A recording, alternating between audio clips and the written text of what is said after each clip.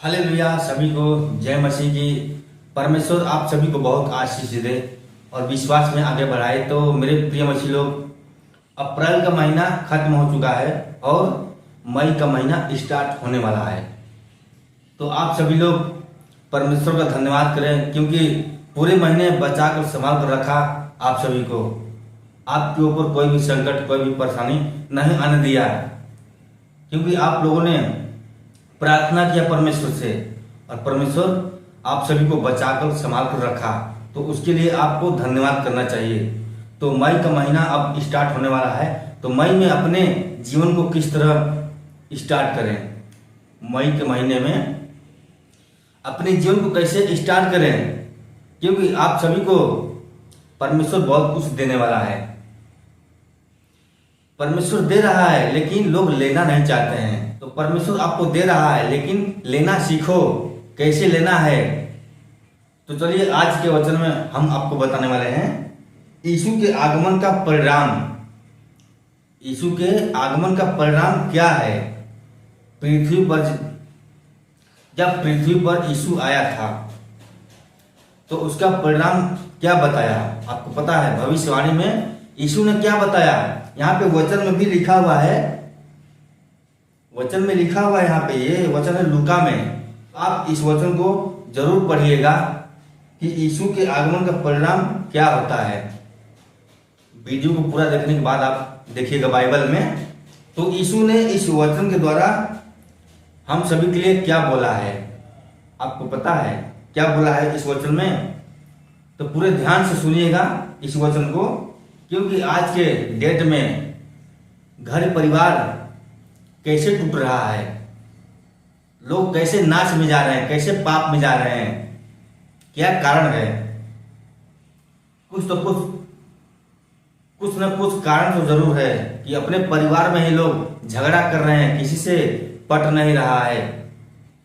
क्योंकि यीशु ने इस वचन में भी बताया है कि लोगों के घर क्यों टूट रहे हैं, आपस में लोग क्यों लड़ रहे हैं, अपने परिवार के ही लोग आपस में क्यों मर रहे हैं, क्यों लड़ रहे हैं।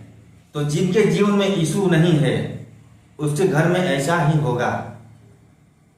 जिसके जीवन में यीशु है उसके घर में कभी भी लड़ाई, कभी भी झगड़ा नहीं होगा, ये ध्यान देना। तो आइए वचन में क्या लिखा हुआ है यहाँ पे, यीशु के आगमन का परिणाम। वीडियो को पूरा देखना, बीच में अधूरा छोड़कर मत जाना, नहीं तो आपके घर में भी ऐसा ही लड़ाई होगा, ऐसा ही झगड़ा होगा। अगर आप चाहते हैं कि आपके घर में सुख शांति हो, कोई भी लड़ाई झगड़ा ना हो, तो इस वचन को आप पूरे ध्यान से सुनिएगा। यहाँ पे लिखा हुआ है, वीडियो को आप लाइक कर देना। आप लोग लाइक नहीं करते हो, और कमेंट भी करना, कमेंट में आमीन लिखना।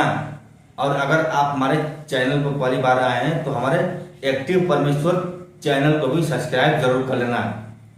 तो आइए यहाँ पे वचन में हम बताने जा रहे हैं आपको। यहाँ पे क्या लिखा हुआ है, मैं पृथ्वी पर आग लगाने आया हूं। यहाँ पे यीशु साफ साफ वचन में बोल रहा है, मैं पृथ्वी पर आग लगाने आया हूं। क्यों आग लगाने आया है यीशु?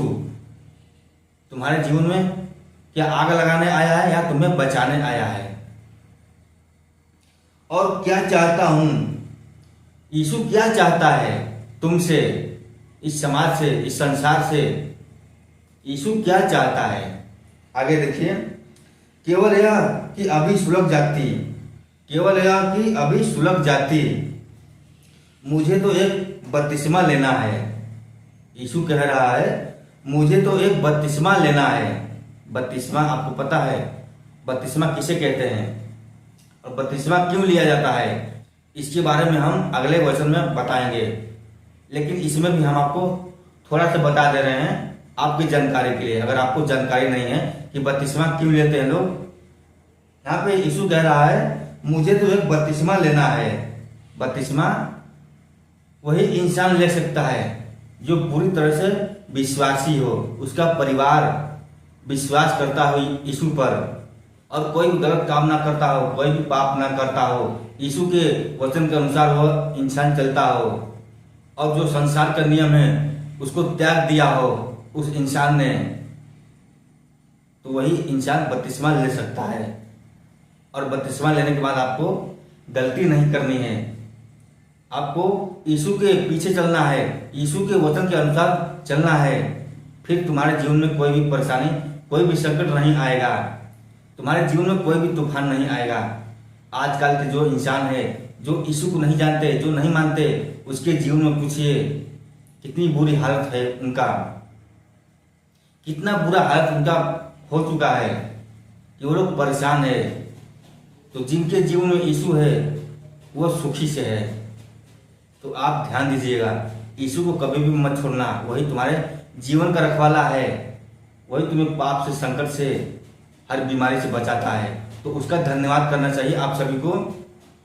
और आगे देखिए यहाँ पे वचन में, मुझे तो एक बपतिस्मा लेना है। यीशु कह रहा है मुझे तो एक बपतिस्मा लेना है, और जब तक वह न हो ले, और जब तक वह न हो ले तब तक मैं कैसी व्यथा में रहूंगा। जब तक यीशु बपतिस्मा ना ले तब तक वह ऐसे ही व्यथा में रहेगा, ऐसे ही परिस्थिति में रहेगा। तो यही कारण है कि जब तक आप बपतिस्मा ना ले लेंगे तब तक आपके जीवन में परेशानी ही रहेगी, आपके घर परिवार में झगड़े लड़ाई होते रहेंगे। इसी के बारे में यहाँ पे यीशु ने, आपके परिवार के ही बारे में यीशु ने यहाँ पे वचन में बताया है। आगे देखिए, क्या तुम समझते हो कि मैं पृथ्वी पर मिलाप करने आया हूं। यहाँ पे यीशु कह रहा है, क्या तुम समझते हो कि मैं पृथ्वी पर मिलाप करने आया हूं। मैं तुमसे कहता हूं, मैं तुमसे कहता हूं नहीं, वरन अलग कराने आया हूं। मैं तुमसे कहता हूं कि नहीं, वरन अलग कराने आया हूं। यीशु अलग कराने आया है। ऐसा क्यों कर रहा है? क्योंकि अब से एक घर में 5 जन आपस में विरोध करेंगे। क्योंकि अब से एक घर में 5 जन आपस में विरोध रखेंगे। एक घर में जो 5 लोग रहते हैं वो आपस में विरोध करेंगे। क्यों करेंगे? आगे देखिए, 3 2 से और 2 3 से, 3 2 से और 2 3 से, पिता पुत्र से और पुत्र पिता से विरोध रखेगा। पिता पुत्र से और पुत्र पिता से विरोध रखेगा। यही आज के संसार में हो रहा है। आप लोग जानते होंगे, आपके घर में, आपके पास पड़ोस में जानते होंगे कि घर परिवार में झगड़े क्यों हो रहे हैं। पिता पुत्र से बैर रख रहा है और पुत्र पिता से। ऐसा क्यों हो रहा है? आपस में लोग क्यों लड़ रहे हैं? जबकि वो अपना ही खून है, फिर भी लोग लड़ाई कर रहे हैं आपस में।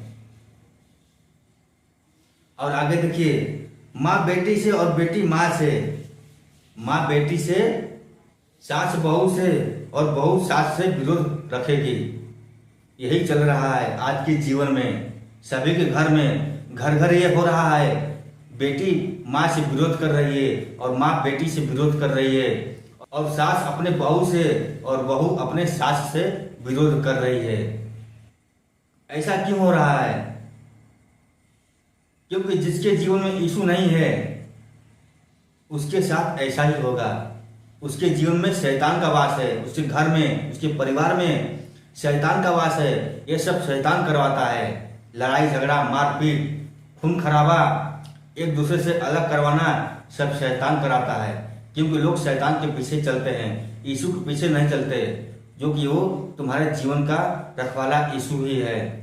तो अगर आपके घर में भी ऐसा हो रहा है, लड़ाई झगड़ा मारपीट हो रहा है, लोग एक दूसरे को देखना नहीं चाहते हैं, अगर आपके जीवन में यीशु है तो तुम्हारे घर में, परिवार में ऐसा कभी भी परेशानी नहीं आएगी, कभी भी संकट नहीं आएगा। क्योंकि वो तुम्हारे जीवन का रखवाला है। तुम्हारे घर में, तुम्हारे परिवार में यीशु का वास है। तो उसके विरुद्ध तुम कभी भी मत जाना।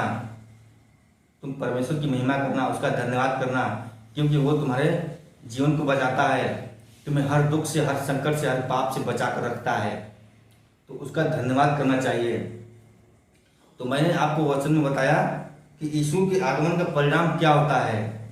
जिसके जीवन में यीशु का आगमन है उसके जीवन में कभी भी दुख, कभी भी संकट नहीं आएगा। ये ध्यान देना। ये यीशु ये मैं नहीं कह रहा हूं, ये यीशु का वचन कह रहा है। तो जो यीशु के पीछे चलेगा उसका जीवन धन्य होगा, उसके जीवन में कोई भी शैतान नहीं आएगा। तो चलिए बस आज के लिए इतना ही। अगर ये वचन आपको अच्छा लगा हो तो वीडियो को लाइक जरूर करना और इस वीडियो को शेयर भी करना अपने मसीह लोगों को जिनको नहीं पता है इस वचन के बारे में। चलिए मिलते हैं फिर अगले दिन कोई परमेश्वर का नया वचन लेकर। तब तक के लिए सभी को जय मसीह की। परमेश्वर आप सभी को बहुत आशीष दे।